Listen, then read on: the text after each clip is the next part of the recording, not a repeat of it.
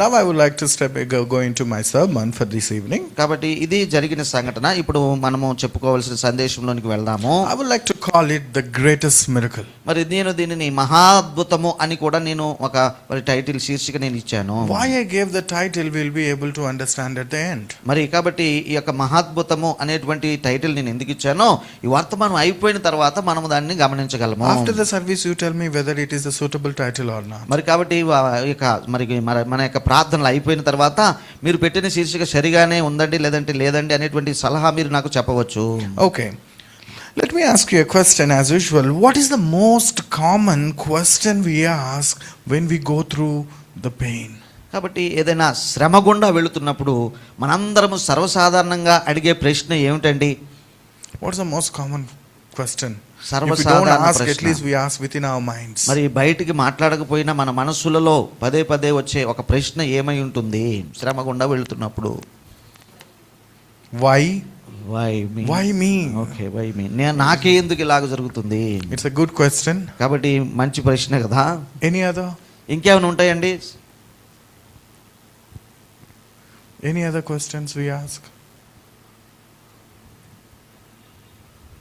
When we go through sufferings, మరి ఆ Pain. శ్రమ గుండా వెళుతున్నప్పుడు what wrong have I done? Okay, మరొక ప్రశ్న ఇంకొకటి వస్తుంది ఏంటంటే నేను ఏం తప్పు చేశానబ్బా అన్నట్టుగా In our అనిపిస్తుంది. country, ప్రశ్నిస్తాం. ye karma chesano nenu, action also, Yeah. follows, right? So okay, Then what else? Any other question? ఇంకేమైనా ప్రశ్నలు వస్తాయండి?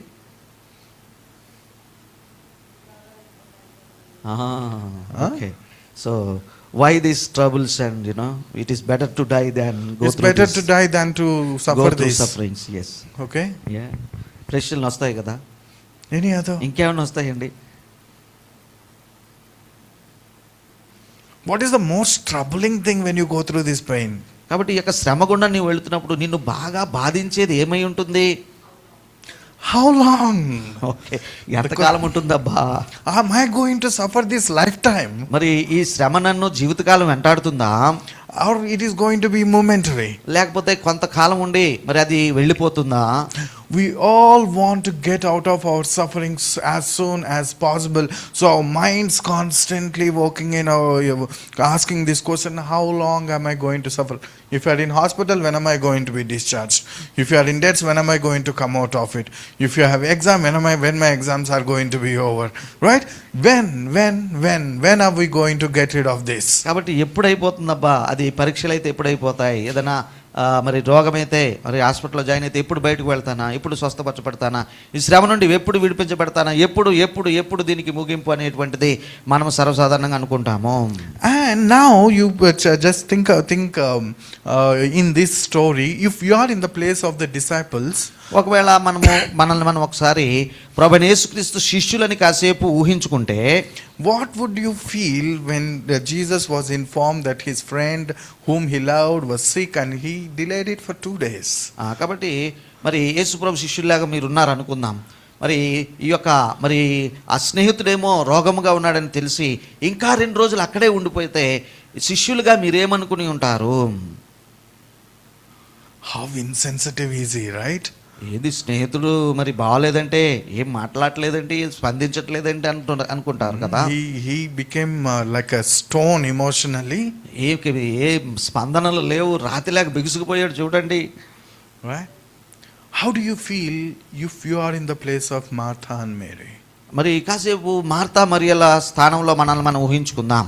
అలా అప్పుడు మనకు ఎలాంటి ప్రతిస్పందన కలుగుతుంది, అనుభూతి కలుగుతుంది? What do you feel? ఏమనుకుంటాం మనం? There may be times you might have gone through several problems and you prayed to God and their answer was not coming the way you wanted immediately. కాబట్టి కొన్నిసార్లు మరి శ్రమలో ఉన్నప్పుడు మొరపెట్టాం, ప్రార్థన చేశాం, మరి జవాబు రానేలేదు. జవాబు వచ్చినా కానీ మనం అనుకున్నట్టుగా రాలేని పరిస్థితులు మనందరికీ ఉంటాయి. What do you feel if you are in the place of Martha and Mary? Martha లేక మరియా స్థానంలో మనం ఉంటే ఏమనుకుని ఉండేవారమే? At least what do you feel about Jesus? మరి యేసు ప్రభుని గురించి ఏ అభిప్రాయం మనం కలిగి ఉండేవారమే? ఈ లవ్ ఇవంతా ఉత్తది అని చెప్పిండు కానీ సమయానికి వస్తే ఏం రాలేదు, పెట్టలేదు, దేకని కూడా దేకట్లేదు అంటాం. అవునా? So he is not coming, he is not a true friend, truly he didn't love us, he abandoned us, something like that we may think. Actually, waiting itself is difficult. To wait for a bus, wait for the cab is very difficult. But waiting for a result or waiting for a solution or answer when we are going through pain is much more difficult. It puts us through emotional toss. కాబట్టి ఇలాగూ బాధ గుండా శ్రమ గుండా వెళుతున్నప్పుడు మరి మరి అలాగూ ఎదురు చూడటం వేచి ఉండటము ఎంతో ఎంతో ఎంతో బాధాకరమైన అనుభవము మరి ఎవరికైనా అయి ఉంటుంది. మనం ఒక బస్సు కోసమో ఆటో కోసమో ఎదురు చూడడానికే మనం ఇష్టపడని పరిస్థితులు ఇవి. Usually in times of pain and suffering, we doubt and question people and their love. మరి కాబట్టి ఇట్లాంటి శ్రమ గుండా వెళుతున్నప్పుడు శ్రమలో ఉన్నప్పుడు ఏమంటే మనము ఎవరైనా మనకు పట్ల స్పందించకపోయినా అట్లా ప్రతిస్పందన ఏమి చూపకపోయినా వారి ప్రేమను మనము ప్రశ్నిస్తాము. The case with Mary and Martha, I believe they also might have gone through the similar thoughts that we go through. కాబట్టి మనము కూడా బాధలో ఎలాగైతే ఎవరైనా పలకరించినప్పుడు అనుభూతి చెందుతామో మార్తా మరియలు కూడా అటువంటి మరి పరిస్థితి గుండానే వెళ్ళారని నేను అనుకుంటున్నాను. Reading this story, we should read this story very carefully. కాబట్టి ఈ యొక్క సంఘటన ఏదైతే జరిగింది రాయబడిందో దీనిని కొంచెం జాగ్రత్తగా మనం ధ్యానించవలసిన అవసరం ఉన్నది. Martha and Mary said, our brother is sick, and Jesus delayed it. మరి మరియ మార్తలేమో ప్రభువుకి వర్తమానం పంపించారు, ఇదిగో మా సహోదరుడు రోగి అయి ఉన్నాడు.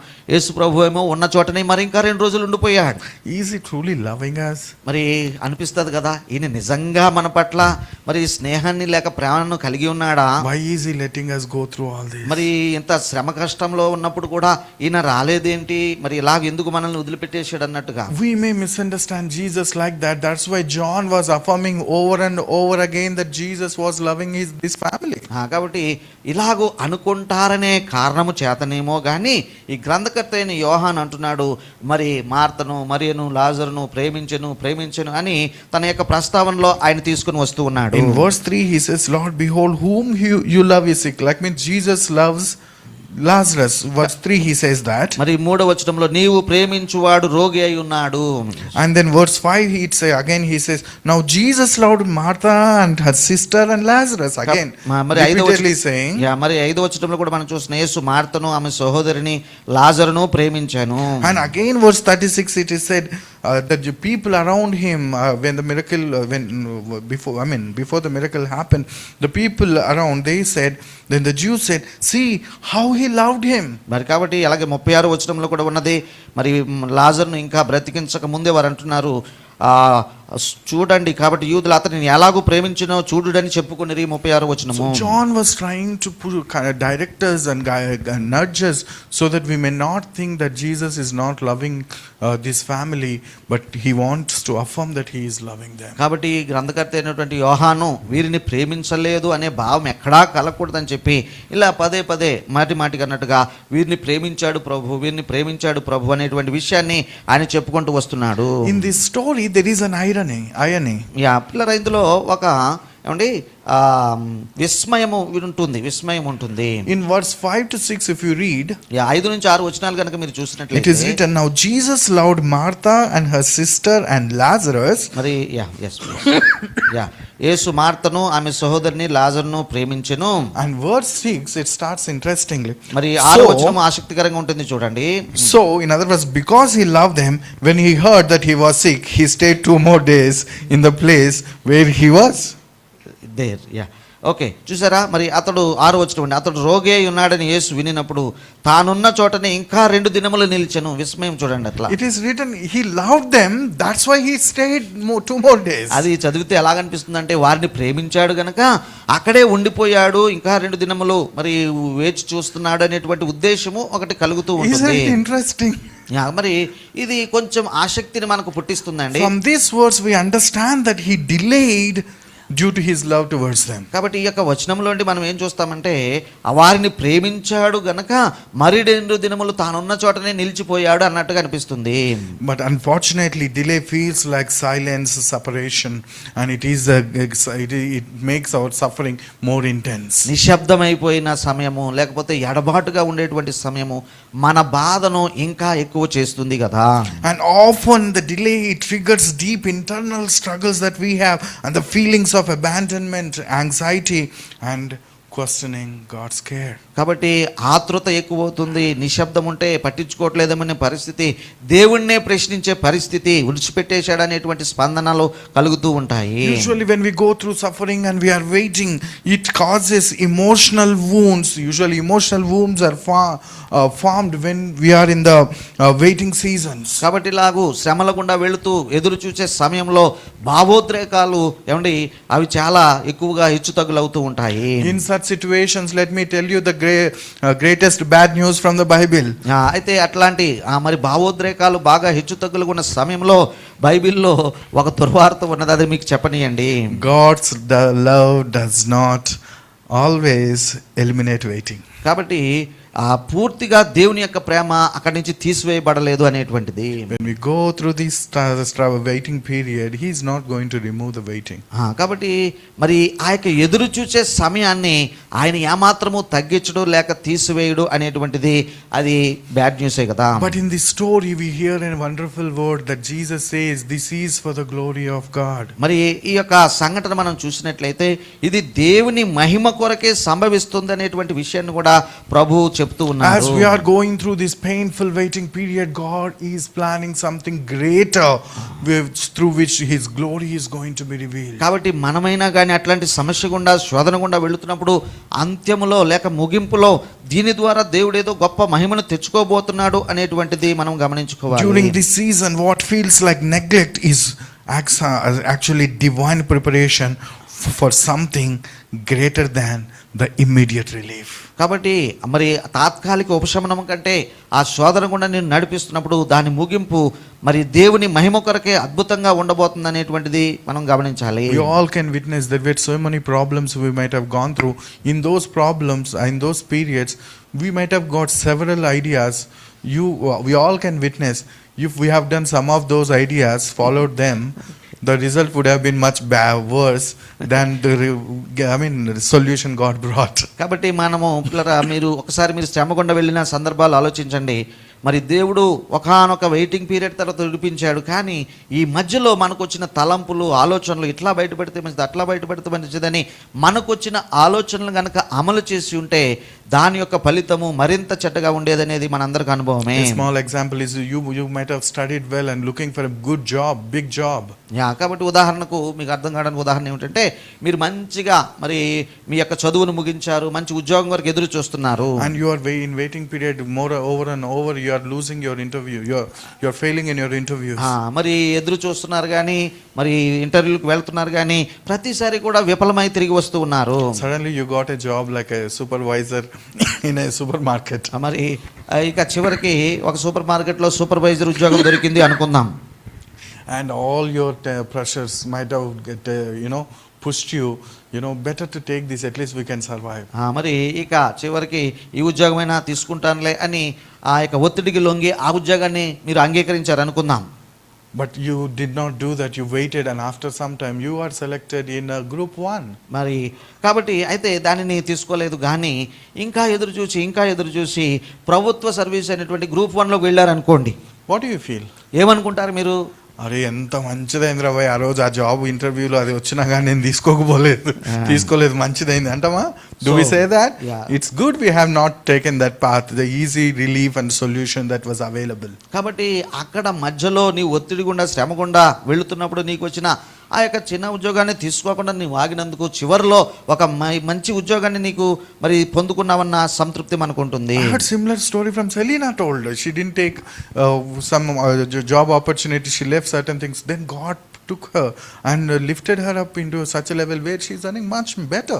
కాబట్టి మరి అట్లాంటి మరి సాక్ష్యాన్ని ఒకటి సిస్టర్ సెలిన్ గారు నాకు తెలియజేస్తున్నారు.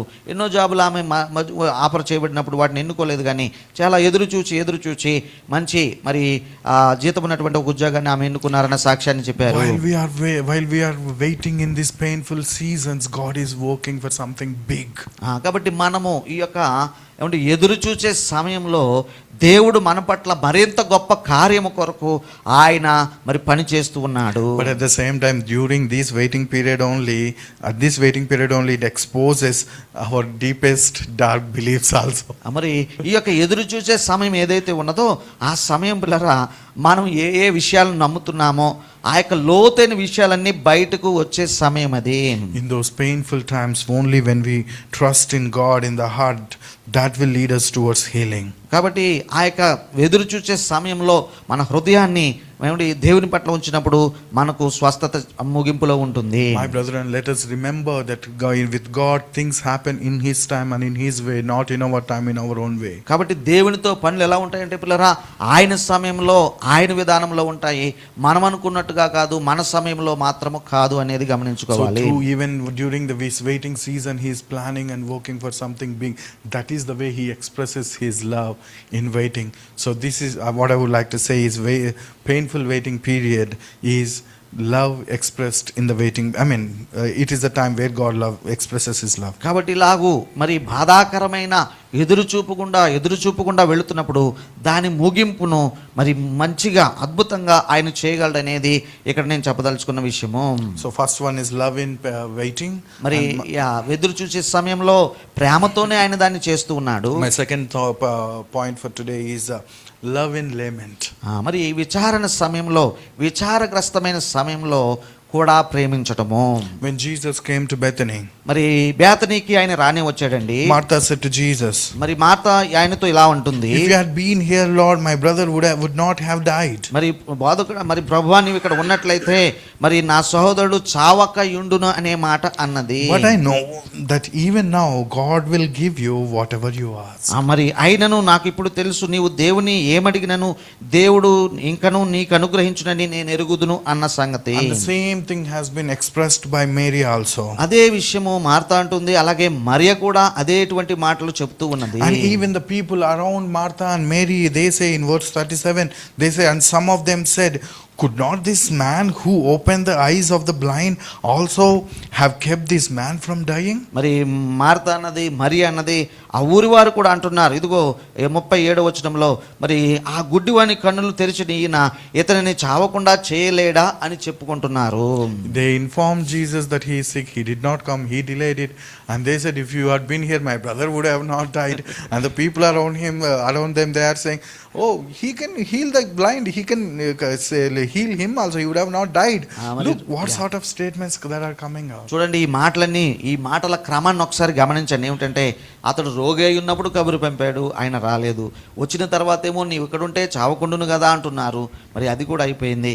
ఊరి వారు కూడా అంటున్నారు, అదిగో ఆ గుడ్డివాని కన్నులు తెరిచిన ఈయన ఈ వ్యక్తిని చావకుండా చేయలేడా అనేటువంటి మాటలు అంటున్నారు. But Martha and Mary are not bothered about any of them, but they were talking to Jesus. Their words, they explain faith wrestling with disappointment. కాబట్టి ఇట్లా మరి మార్తా మరియలైతే మరి అన్నారు, కానీ వారి విశ్వాసము మరి అక్కడ పెరుగుతూ ఉన్న సంగతిని మనం చూడాలి. Wrestling with disappointment. మరి అలాగే ఆ యొక్క నిరాశను బట్టి వారు మరి పోరాడుతూ ఉన్నారు, దానితో పోరాడుచున్నారు. Their hearts are torn between faith and disappointment. కాబట్టి వారి యొక్క హృదయాలు ఈ యొక్క నిరాశతో మరి కొట్టుమిట్టాడుతున్న సంగతి. Lord, if you had been here, my brother would have not died. Even now we believe that if you ask God, He will do anything you ask. చూసారా ఎట్లాంటి మాటలు, ఎట్లాంటి మరి ఆ నమ్మిక అపనమ్మిక మధ్య కొట్టుమిట్టాడుతున్నారు. ప్రభువా నీవు ఇక్కడ ఉంటే నా సహోదరుడు చావక ఉండును ప్రభువా అన్నట్టుగా వారు మాట్లాడుతున్నారు. అయినా కానీ ఇప్పుడు నీవు ఏమడిగినా దేవుడు చేస్తాడన్నట్టుగా మరొక ఆశ మాటను, నిరీక్షణ మాటను కూడా చెప్తున్నారు. Their words reveal belief and brokenness. మరి చూసారా, ఒక పక్కేమో విశ్వాసాన్ని ప్రకటిస్తున్నారు, ఇంకొక పక్కేమో నిరీక్షణను కలిగి ఉంటూ ఉన్నారు. And their words reveal faith and frustration. మరి అలాగే ఒక పక్కేమో విశ్వాసంతో మాట్లాడుతున్నారు, ఒక పక్కేమో విసుగు అన్నట్టుగా కూడా మాట్లాడుతున్నారు. This is not unbelief in them, but it is actually it is their honest faith which is undergoing emotional strain. కానీ ఇది అపనమ్మిక అని మనం అనలేము, కానీ ఆ యొక్క మరి కష్ట సమయంలో వారు కొట్టుమిట్టాడుతున్న ఆలోచనలు ఉన్నవి. If Jesus had been here, my brother would not have died. మరి ప్రభువా నీవు ఇక్కడ ఉండిన యెడల నా సహోదరుడు చావక యుండును అనేటువంటి మాట. In counseling terms it is called grief. మరి దుఃఖము అనేటువంటి మాటను కౌన్సిలర్స్ The వాడుతూ ఉంటారు. process of grief. మరి ఆ యొక్క దుఃఖ కాలము అనేటువంటిది, దుఃఖ ప్రక్రియ అనేటువంటిది కూడా వారు వాడుతూ ఉంటారు. When we go through such pain and loss, we will be going through this process. మరి ఆ యొక్క కష్టము గుండా, మరి నష్టము గుండా వెళ్ళినప్పుడు ఆ దుఃఖము కొంతకాలం అది ఉండాల్సిందే అన్నట్టుగా అది ఉంటుంది. We will be constantly asking the question, if only I have done this, the situation might have been different. If I only have done this, it would have been different. If my husband might have, if he only had done this, it would have been different. If people have done this, it would have been different. We constantly asking this question, saying, if I only, or if you only, if they only. చూసారండి, ఇట్లాంటి ప్రశ్న యొక్క time of grief ఎట్లా ఉంటుందంటే, నేనే గనక ఆ పనిని అలాగూ చేసి ఉండకపోతే, లేకపోతే వారు నా పట్ల ఇలాగూ చేసి ఉండకపోతే, లేక నా భర్త ఈ పనిని ఇలాగూ చేసి ఉండకపోతే ఇలాగ అవ్వకపోను కదా అనేటువంటి ఒక గ్రీఫ్ ప్రాసెస్ కూడా గుండా వారు వెళుతూ ఉంటారు. Continual thinking about the unmet expectations. కాబట్టి జరగని వాటిని విషయంలో మరి వాటినే తలంచుకుంటూ ముందుకు వెళ్తుంటారు. And the same things Martha and Mary spoke to Jesus. మరి ఇదే విషయాలను మార్తా మరియు ఆ యొక్క మరియా పిల్లల యేసు ప్రభుకు చెప్తూ ఉన్నారు. Jesus is much better than Praveen, so he did not correct them there. కాబట్టి నాకంటే వారు మరి యేసు ప్రభు శ్రేష్ఠులు గనుక వెంటనే మీరు అలా మాట్లాడొద్దు, ఇలా మాట్లాడొద్దు అని ఏమి వారిని గద్దించలేదు యేసు ప్రభు. He doesn't say a single word about that. మరి వారు ఏం మాట్లాడుకుంటున్నా ఒక్క మాట కూడా మాట్లాడినట్టుగా మనం ఇక్కడ What he చూడము. does is he enters their grief. చూడండి, వారి దుఃఖంలో ఆయన కూడా మరి దానిని అనుభవిస్తూ ఉన్నాడు. From where we got the shortest words in the Bible, Jesus wept. మరి వారి దుఃఖంలో ఈయన కూడా పాలు పంచుకున్నాడు కనుకనే బైబిల్లో ఇలాగ రాయబడి ఉంది, యేసు కన్నీళ్లు విడుచును అనేటువంటి It is మాట. revealing about divine empathy. మరి చూసారా, దైవము సహానుభూతితో, ఏమంటే దైవము సహానుభూతితో వారిలో కలిసినాడు. He దైవ is not సహానుభూతి. correcting them. మరి ఆయన వారిని గద్దించలేదు, సరిచేయడానికి ప్రయత్నించలేదు. And he was weeping with them. మరి వారితో పాటుగా ఆయన కూడా దుఃఖం సలిపెను. This shows that God is not emotionally distant from us, but he is deeply relational and deeply present to us in times of our grief. కాబట్టి మన యొక్క దుఃఖ సమయంలో దేవుడు మనకు దూరంగా ఉన్నాడని అనుకోవడానికి ఏమాత్రము కాదు, కానీ ఆ సమయంలో కూడా ఆయన మనతోనే ఉన్నాడు అనేది ఇక్కడ మనం గమనించుకోవచ్చు. And through his empathy, through his weeping, he validates our emotions and emotional expressions. కాబట్టి భావోద్రేకపరమైన ఆ యొక్క బయలుపాట్లు ఇవన్నీ కూడా మనతో పాటు సహానుభూతి చెందడం ద్వారా ఆయన వాటిని అనుభవిస్తూ ఉన్నాడు. If somebody is grieving, we just go and tell, don't cry. No, they are feeling, Yeah. grief. They are crying, so better not to say that. కాబట్టి ఎవరైనా దుఃఖంలో ఉన్నప్పుడు, బాధకుండా వెళుతున్నప్పుడు బాధపడొద్దండి, ఎడవద్దండి అని చెప్పడం మనకు అలవాటు. కానీ అది జరగాల్సిందే, వారు దుఃఖపడవలసిన అవసరం ఉన్నది, ఆ సమయం ఉన్నది, అట్లా అనకూడదు. Don't cry, he who is gone will not come back. మరి ఇంకా ఇలా కూడా చెప్తూ ఉంటారు కదా, పోయినోడు మళ్ళా వస్తాడా ఎందుకమ్మా అన్నట్టుగా కూడా మాట్లాడుతూ And ఉంటారు. people who are crying also are not expecting that. మరి దుఃఖంలో ఉన్న వ్యక్తికి చెప్పాల్సిన మాటలు అట్లాంటి మాటలు కాదు. And those who are crying also not expecting this person to come back. If he comes back, then they themselves will run away. ఓహో, ఓకే. సో వారు ఆ యొక్క అతను వెళ్ళిపోయాడని ఏడుస్తున్న వారు కూడా నిజంగా వారు కూడా ఈ వ్యక్తి తిరిగి రావాలని కోరుకునే పరిస్థితి అయితే ఉండదు. That is the way they are processing their grief and emotional expression, and God validates that. చూడండి, వారి దుఃఖమును ఆయన గద్దించలేదు, ఆ దుఃఖముతో తనను తాను సహానుభూతి చెందుతున్నాడు, అట్లా వారిని ఆయన ఆదరిస్తూ ఉన్నాడు. In those times we don't need to ignore our pain. మరి ఆయన మన బాధను నిర్లక్ష్య పెడతాడు లేదంటే పట్టించుకోవడం అనేటువంటిది కాదు. But when we allow God to step into our grief, and that is where he brings the healing for us. కాబట్టి ఎప్పుడైతే మన దుఃఖంలోనికి ఆయన కూడా ప్రవేశించేలాగా అనుమతినిస్తే అక్కడ ఆయన కార్యము చేయును. If you feel despair and if you feel unbelief, cry before God that I'm not able to believe you, God. And he understands that. కాబట్టి ఏదైనా శ్రమను బట్టి, కష్టమును బట్టి, ప్రభువా నాకు అపనమ్మకం వచ్చేస్తుంది, నేను నమ్మలేకపోతున్నాను, భరించలేకపోతున్నాను అంటే ప్రభు ముందు మనం మొరపెట్టుకుందాము గాక, అలాగ ఆయన మనతో సహానుభూతి చెందును. And sometimes we suppress or regress our grief. మరి కొన్నిసార్లు మన దుఃఖాన్ని మన లోపలే అణుచుకుంటూ ఉంటాము. And I'm one among them, because somewhere I don't know, in my unconscious memory it's feeded, mard ko dard nahi hota. మరదకు దర్దనే హోతా. పురుషులు దుఃఖించకూడదు అని ఎక్కడో సబ్ కాన్షియస్ మైండ్లో ఎక్కడో ఉండిపోయిందండి. నేను ఒక్కడిని అట్లా బాధ వచ్చినా బయటకి ఏమీ తెలియను, ఏమీ దుఃఖపడిన అన్నట్టుగా. Okay, we don't have to be like that. అయితే పిల్లరా, అది కూడా సరైన విధానం కదండి, లేక అలా ఉండాల్సిన అవసరం లేదు. Jesus, he expressed his grief. యేసు ప్రభు తన యొక్క దుఃఖాన్ని ఆయన బయలుపరిచినాడు.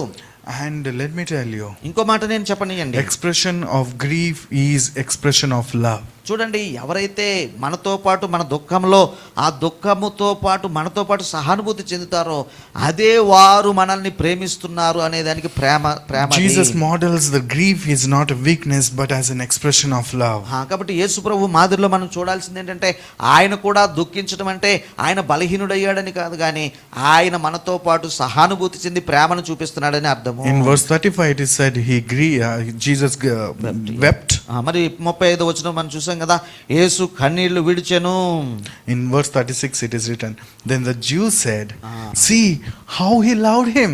చూడండి, ఆ యొక్క మరి కన్నీళ్లు విడిచిన సంగతిని చూచిన యూదులు అంటున్నారు కదా 36వ వచనంలో, చూడండి ఆయనను ఎలాగో ఆయన ప్రేమించాడో చూడండి. They are not telling मर्द को दर्द नहीं होता. యూదులు మరి మగవారికి ఏడిపేంటబ్బా అని ఏమి అట్లాంటి మాటలు ఏమి అంటలేదు. But Jesus weeping reveals his love for them. చూడండి, యేసు కన్నీళ్లు విడిచడం ద్వారా అక్కడ బయలుపరచబడింది ఏంటంటే ఆయన వారిని ప్రేమించాడు అనేటువంటి విషయము. So love during lament. కాబట్టి ఈ యొక్క దుఃఖ ప్రక్రియలో లేక దుఃఖ సమయంలో ప్రేమను పంచిన విషయము. And the third is love beyond the loss. చూడండి, నష్టానికంటే మించిన ప్రేమ. And Martha said, Lord, if you had been here, my brother would have not died. But even now I know that whatever you ask of God, God will give you. కాబట్టి Martha మాటలు ఒకసారి మనం జ్ఞాపకం చేసుకుందాం. ప్రభువా, నీవు ఇక్కడ ఉంటే నా సోదరుడు చావకపోయి ఉండేవాడు. ఇప్పుడైనా నీవు దేవుడిని ఏమడిగితే దేవుడు నీకు అది అనుగ్రహించడని నాకు తెలుసు అంటుంది. For which Jesus said, your brother will raise. మరి ఆ మాటకు ప్రభు చెప్పిన సమాధానం, నీ సహోదరుడు మరలా బ్రతుకుతాడు. And she answered, I know, Lord, one day in the future he is going to raise. Martha అంటుంది కదా సమాధానంగా, అవును ప్రభు, నాకు తెలుసు ఒక రోజున ఇప్పుడు అంత్యకాలంలో అన్నట్టుగా ఆయన లేస్తాడని నాకు తెలుసు. And you are asking him, if you are here, my brother would have not died. Even now if you pray, my brother, you know God will do anything. What? And now when Jesus said, I will raise your brother, and she says, I know one day he will raise. What are you expecting, Martha? చూడండి, ఈ Martha మాటలు కొంచెం మనం గమనిస్తే, నీవు ఇక్కడ ఉంటే ఆయన చావకపోవును, ఇప్పుడైనా నీవు ఏది అడిగినా చేస్తాడంటుంది. అంతలోనే అంటుంది ఎప్పుడో లేస్తాడని నాకు తెలుసు అంటుంది. అసలు మార్త ఏమి కోరుకుంటుంది? What is our expectation? మరి ఏమి ఆశపడుతున్నది మార్త గారు? For which Jesus said, I am the resurrection and the life. ఆ సమయంలోనే ప్రభు తనను గురించి చెప్తున్నాడు కదా, పునరుత్థానమును జీవమును నేనే. What is Martha expecting from Jesus? యేసు ప్రభు నుండి మార్త ఏమి ఆశిస్తూ ఉన్నది? Actually nothing.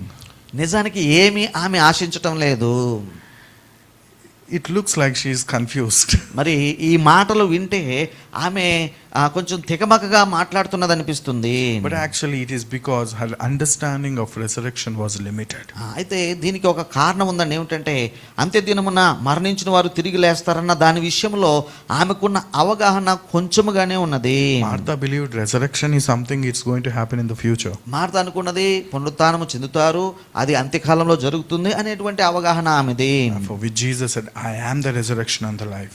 ఆ సమయంలోనే ప్రభు చెప్పినారు కదా, పునరుత్థానమును జీవమును నేనే అనే సమాధానం చెప్పారు. Jesus himself is the resurrection, and in him people will resurrect in the future. కాబట్టి భవిష్యత్తులో జరిగేదైనా పునరుత్థానం అనేది యేసు ప్రభువే, భవిష్యత్తులో జరిగే తిరిగి లేపబడుటైనా యేసుక్రీస్తు ద్వారానే జరుగుతుంది. And he said he is the life. మరి అంత మాత్రమే కాదు, ఆయన పునరుత్థానం మాత్రమే కాదు, జీవమును కూడా నేనే అంటున్నాడు. Verse 25 to 26 he says, he who believe in me, though he may die, he shall live, and whoever lives and believes in me shall never die. Do you believe this? వచనాలు, అందుకు యేసు పునరుత్థానమును జీవమును నేనే, నా యందు విశ్వాసం ఉంచువాడు చనిపోయినను బ్రతుకును, బ్రతికి నా యందు విశ్వాసం ఉంచు ప్రతివాడును ఎన్నటికి చనిపోడు. Whoever believes in me, though he dies, will come to life. It is talking about the resurrection that is going to take place in the future in Jesus. మరి యేసుక్రీస్తులో భవిష్యత్తులో జరగబోయే పునరుత్థానమును గురించి ఈ వచనాలు మాట్లాడుతూ ఉన్నాయి. Even if a believer dies physically, they will be raised to life in the days to come. మరి ఒక విశ్వాసిగా ఉండి చనిపోయినా గానీ భవిష్యత్తులో వారు తిరిగి మరలా లేపబడతారు ప్రభు వచ్చినప్పుడు. It is talking about victory over the physical death. మరి అక్కడ ఆ మాటలో ఉన్న అంతరార్థం ఏమిటంటే భౌతిక మరణము మీద జయమున్నది అనేటువంటిది. Future hope. మరి భవిష్యత్తు నిరీక్షణ అక్కడ కనబడుతుంది. Whoever lives and believes in me shall never die. మరి బ్రతికి నా యందు విశ్వాసం ఉంచువాడు ఎన్నటికి చనిపోడు అనే మాటకు అర్థం And అది. this is talking about the present life. మరి ఆయన ఈ యొక్క ప్రస్తుత జీవితం కొరకై ఈ జీవితం కొరకై అన్నట్టుగా ఆయన మాట్లాడుతూ As ఉన్నాడు. believers, we all possess some sort of life of Jesus Christ in us. మరి పిల్లరా ఈ మాట నన్ను చెప్పండి ఏంటంటే ఇప్పుడు జీవిస్తున్న మనలో దేవుని జీవం, ఆ మాటకు వస్తే యేసుక్రీస్తు జీవము ఇప్పుడు కూడా పని చేస్తూ The ఉన్నది. eternal life is already in us and the eternal life starts now. మరి That's what Jesus is telling. మరి ఇంకా ఏంటంటే నిత్య జీవం అనేది మనలో పెట్టాడు కదా, అది ఇప్పటి నుంచే అది మొదలైంది అన్నట్టుగా. Jesus is the resurrection and in him we will be raised in the future. మరి భవిష్యత్తులో చనిపోయిన వారు భవిష్యత్తులో ఆయన యందు లేస్తారు. And we are living the life of Jesus now. మరి బ్రతికి ఉన్నవారు ఇప్పుడు జీవించే జీవితము ఆయన పునరుత్థానము జీవంతోనే జీవిస్తున్నారు. And to prove this, ఈ విషయాలు మరి ఆ రుజువు చేయడానికి the miracle happened, that is the resurrection of Lazarus and the resurrection of Jesus Christ. చూడండి ఈ విషయాలను మరి రుజువుపరచడానికే ఈ సందర్భంలో లాజర్ను తిరిగి లేపాడు. ఆ మాటకు వస్తే మరొక సంఘటన, ప్రభువైన యేసు కూడా మరణం నుండి తిరిగి లేచారు. And one last point I'll conclude with this. Love enters, previous one was love beyond the loss, and now love enters the tombs. మరి చూడండి మరి ప్రేమ ఇప్పుడు సమాధిలోనికి ప్రవేశిస్తుంది. When Jesus come, he asked them to open the tomb door. మరి యేసుప్రభు అక్కడికి రాని వచ్చాడు. ఆ యొక్క సమాధి ముందర ఉంచిన రాయిని తీయమని చెప్పారు. We can read that Martha and Mary were hesitant to do that because the body is must be stinking already. మరి ద్వారం తెరవమన్నప్పుడు మార్తా మరియలు అభ్యంతరం చెప్తున్నారు. ప్రభు అతడు చాలా దినాలైంది, ఇప్పటికి వాసన కొట్టునేమో అని మాట్లాడుతూ ఉన్నారు. This reflects how we often respond to our deepest wounds. We avoid them because they feel very painful, and they too we feel very shameful, so we don't let Jesus to step into those. కాబట్టి ఈ విషయం బట్టి మనం ఏమనుకుంటామంటే పిల్లరా, మనం కూడా కొన్నిసార్లు లోతైన గాయాల విషయం కానీ బాధల విషయం కానీ అవి మాట్లాడడానికి కానీ సరి చేసుకోవడానికి ఇష్టపడము. We seal our trauma, grief or disappointment hoping it will stay contained, but what is buried is not healed. మరి మూసివేసుకున్నది దాచిపెట్టుకున్నది స్వస్థత పొందడండి.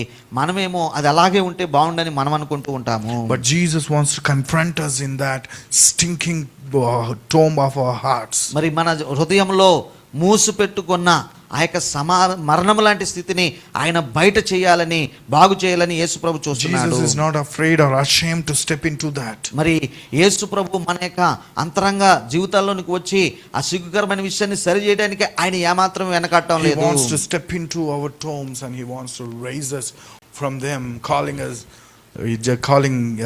as he called Lazarus come out, he is calling us out of our tombs. ఏ రీతిగా అయితే లాజరు బయటకు రమ్మని బిగ్గరగా పిలిచి అక్కడ కార్యం చేశాడు, అలాగే మన జీవితాల్లో మృతమైనవి దాచిపెట్టినవి ఇవి చెప్పడానికి బాగోవులే అనేటువంటి విషయాలను వాటిని పేరు పెట్టి పిలిచి బాగు చేయడానికి ఆయన చూస్తున్నాడు. How do we let Jesus enter in our tombs? అయితే మనము దాచిపెట్టుకున్న ఈ సమాధి లాంటి స్థితిలోనికి ప్రభువైన యేసు ఎలా ప్రవేశిస్తారు? Answer we find in verse 25 and 25 to 27. మరి 25 నుండి 27 వచనాల్లో దాని సమాధానము మనం చూస్తూ ఉంటాము. He said, I am the resurrection and the life. మరి అక్కడ చెప్పాడు కదా, పునరుత్థానం నేనే, జీవాన్ని నేనే. Whoever believes in me will never die. మరి నా యందు విశ్వాసం ఉంచువారు ఎన్నటికీ చనిపోరు. And whoever believes in me, even if they die, they will come back to life. నా యందు విశ్వాసం ఉంచువాడు చనిపోయినను మరలా వారు బ్రతుకుతారు. And he asked the question, do you believe this? మరి ఈ మాట మీరు నమ్ముచున్నావా అని అడిగిన ప్రశ్న గమనించండి. What did Martha answer? మరి మార్త దానికి ఏం సమాధానం చెప్పిందండి? Yes Lord, I believe. అవును ప్రభువా నేను నమ్ముచున్నాను. And then what is she believing? ఆమె నమ్ముచున్న విషయం ఏం చెప్పిందో చూడండి 27వ వచనంలో. She did not mention a single word about life and resurrection. That she said, yes Lord, I believe you are the Messiah, the Son of God. చూడండి ఆమె నేను నమ్ముచున్నాను ప్రభువా, నీవు లోకమునకు రావాల్సిన దేవుని కుమారుడైన క్రీస్తు అని నమ్ముచున్నానని ఆయనతో చెప్పింది. Basically she did not understand the deep theology what Jesus expressed there. కాబట్టి పునరుత్థానమును గూర్చి లేదంటే బ్రతుకుతాడు చనిపోతాడు బ్రతికినందు జీవించువాడు బ్రతుకుతాడు అనేటువంటి ఈ మాటలు ఏం అర్థం కాలేదు ఆమెకి. నేను ఒకటే నమ్ముతున్నాను ప్రభువా, నీవు సజీవుడైన దేవుని కుమారుడైన క్రీస్తువు. And she is going through pain and she didn't understand any of this theology, but she stuck to one simple thing, that is her simple faith. చూడండి, ఆ యొక్క ప్రభు చెప్పిన పునరుత్థానమును జీవము నేను ఈ విషయాలన్నీ అర్థం చేసుకోలేదు, కానీ సింపుల్గా ఒకటి నమ్మిందండి. మరి అదేమిటంటే నీవు దేవుని కుమారుడు అని నమ్మింది. We don't need to have great theologically informed faith. కాబట్టి మరి వేదాంత పరంగా ఎంతో సమాచారం కలిగి ఆ యొక్క విశ్వాసమును గురించి తెలుసుకున్న స్థితి మనకు కావాల్సిన అవసరం లేదు. And holding on to that little faith we have, though we don't understand all things, that helps us to allow Jesus to step into our tombs. కాబట్టి వేదాంతమంతా తెలియనక్కర్లేదు పిల్లరా. మన మృత స్థితిలోనికి, సమాధి స్థితిలోనికి ఆయన వచ్చి మనల్ని బాగు చేయడానికి కనీస విశ్వాసము సరిపోతుంది. Holding on to that little faith. మరి ఆ యొక్క కనీస విశ్వాసాన్ని పట్టుకొని ఉండాలి. So that's how we let Jesus enter in. కాబట్టి ఆ రీతిగా మన పరిస్థితుల్లోనికి, మన మూయబడిన దాయబడిన పరిస్థితుల్లోనికి యేసు ప్రభువును మనం ఆహ్వానిస్తూ ఉన్నాము. Let me tell you, my brethren, the greatest miracle in this story is not just that Lazarus was raised. కాబట్టి ఈ యొక్క జరిగిన సంఘటన చదువుకున్న విషయాల్లో లాజరు లేచుట అనేది ఒక్కటే కాదండి ముఖ్యమైన ఘటన. That is definitely a miracle. మరి అది But it is అద్భుతమైన not కాదని great లేదు. because of that only. మరి ఆ యొక్క లాజరు లేచిన దాన్ని బట్టి ఈ సంఘటన గొప్పగా అని చెప్పడం లేదు. But Jesus revealed who he is in the middle of their pain. కాబట్టి Through వారు this entire emotional trauma and dialogue that is happening, Jesus stepped in and revealed himself. Yeah. That is the greatest miracle. చూడండి, ఇక్కడ ఇంకా జరిగిన ఒక అద్భుతము, ఇంకా మరి లాజరును లేపట అద్భుతమని కాదంటలేదు, కానీ దానికంటే జరిగిన మరో గొప్ప అద్భుతం ఏమిటంటే యేసు ప్రభు తాను ఎవరై ఉన్నారో అనేటువంటి విషయాన్ని నిజముగా ఈ సమస్యల గుండా, ఈ యొక్క మరి డైలాగ్స్ అన్నిటి గుండా ఆయన బయలుపరుచుకుంటూ వస్తున్నాడు. Jesus revealing who he is in your pain, in your suffering, in your grief, in your loneliness. Yeah. That is the great miracle from this story. కాబట్టి ఈ యొక్క మరి వచనాల్లో నుండి మనం తీసుకోవాల్సిన అద్భుతమైన విషయము, జరిగిన అద్భుతం ఏమిటంటే మన శ్రమ కాలంలో, మన శోధన సమయంలో, మన యొక్క భరించరాని బాధ స్థితులలో ఆయన నిజంగా ఏమై ఉన్నాడు అనేది మనకు బయలుపరుచుకుంటాడు. As we pray, how long? మరి మనం అంటాము, ఎంతకాలం ప్రభు అని ప్రార్థిస్తాం. Jesus is working on how your pain can be healed completely and reveal God's glory. కాబట్టి ఎంతకాలం ప్రభు అంటే, ఎంతకాలం అంటే పిల్లరా, మనము యేసు ప్రభు నిజంగా ఎవరై ఉన్నారో తెలుసుకొని ఆ బాధ నుండి బయటపడేటంత వరకు అన్నట్టుగా. Those waiting period he is working. మరి ఆ యొక్క వేచి ఉండే సమయంలో ఈ యొక్క విషయాలు ఆయన పని చేస్తున్నాడు. And Jesus empathizes with our grief and pain.